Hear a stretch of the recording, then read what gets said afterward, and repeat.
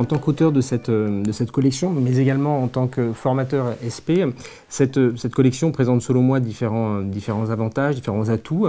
Le premier de ces atouts, c'est la simplicité. Simplicité pour les enseignants à entrer dans cette collection, à en comprendre le fonctionnement, comprendre l'organisation. Cette simplicité, me semble-t-il, est également importante du point de vue des élèves, c'est-à-dire qu'il faut que les élèves arrivent à se repérer simplement dans l'outil. Cette collection a véritablement pour ambition de proposer des démarches pédagogiques aux enseignants pour travailler en classe avec leurs élèves. Nos manuels ne sont pas conçus simplement comme des banques de documents. Donc l'idée, c'est que pour chaque séance, il y ait une démarche pédagogique adaptée qui soit proposée et qui est explicitée dans le guide pédagogique. C'est vraiment la démarche d'investigation telle qu'elle est prescrite dans les programmes qui est la trame de notre livre. Autre point, je dirais la qualité des documents qui sont présentés, qui sont des documents, pour ceux qui sont observés, qui permettent d'observer directement à partir du document, même si on sait bien que c'est toujours intéressant de voir les objets réels en sciences et de travailler sur ces objets réels. L'idée de cette collection est véritablement de s'adapter, enfin d'être adaptée aux besoins des enseignants en classe, d'être au plus près d'une certaine manière de la réalité de la classe. On a également une structure qui se répète dans les différents manuels élèves. Donc dans chaque séquence d'enseignement, on retrouve la même organisation, c'est-à-dire une double page d'ouverture pour essayer de présenter la thématique générale de la séance, poser les enjeux en quelque sorte.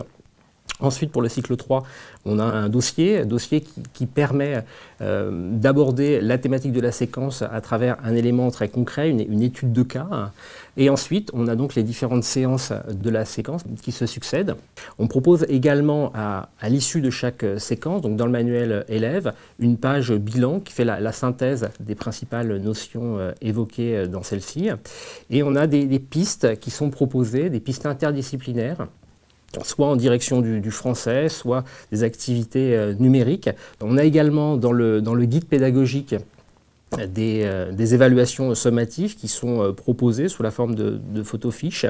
Nous avons également un cahier d'activités pour chaque niveau, qui permettent de travailler différemment, je dirais, avec les élèves, dans la mesure où, pour l'histoire et la géographie, l'axe de ces cahiers est de proposer des activités interdisciplinaires vers les autres domaines du niveau.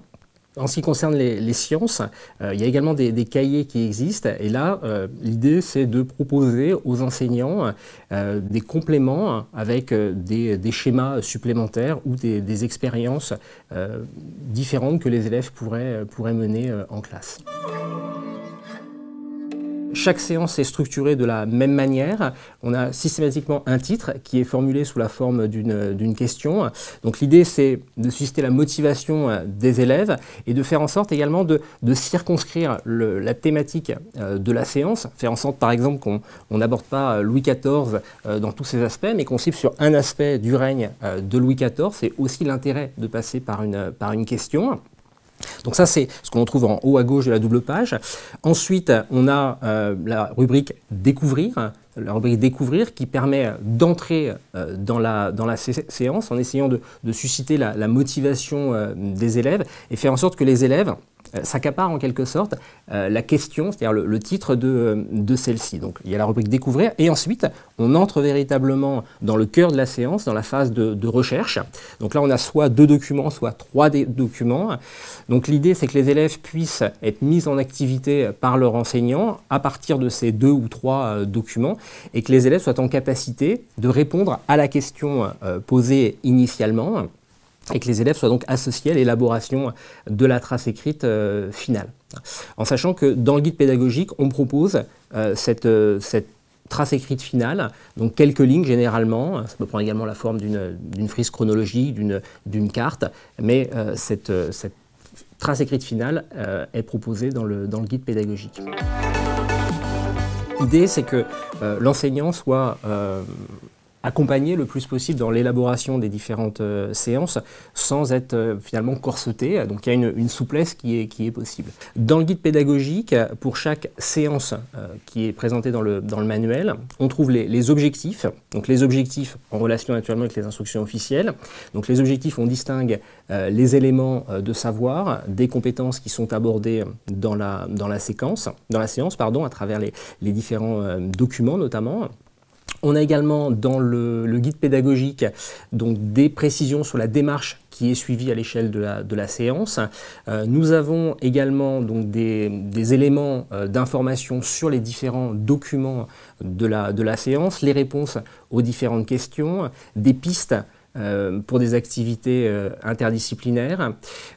Finalement, l'objectif, c'est que l'enseignant, en consultant le guide pédagogique, donc à peu près 2 pages par séance, que l'enseignant se sente à la fois à l'aise au niveau des savoirs disciplinaires et en même temps qu'il ait complètement intégré la démarche qui va être suivie durant la séance. Donc faire en sorte que l'enseignant soit à l'aise ensuite face à ses élèves.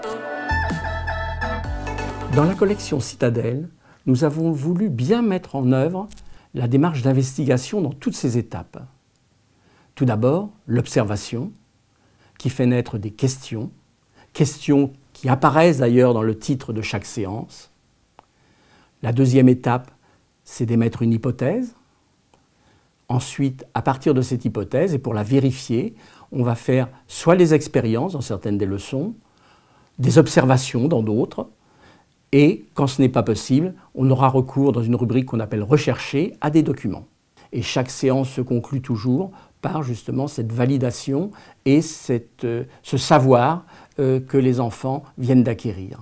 Dans le cahier qui prolonge le livre, il y a même des séances complètes qui permettent de franchir la démarche sur toutes ces étapes. Dans les nouveaux programmes, c'est-à-dire ceux de 2015, l'accent est véritablement mis sur la question des compétences que les élèves doivent acquérir, que ce soit à l'issue du cycle 2 ou à l'issue du cycle 3.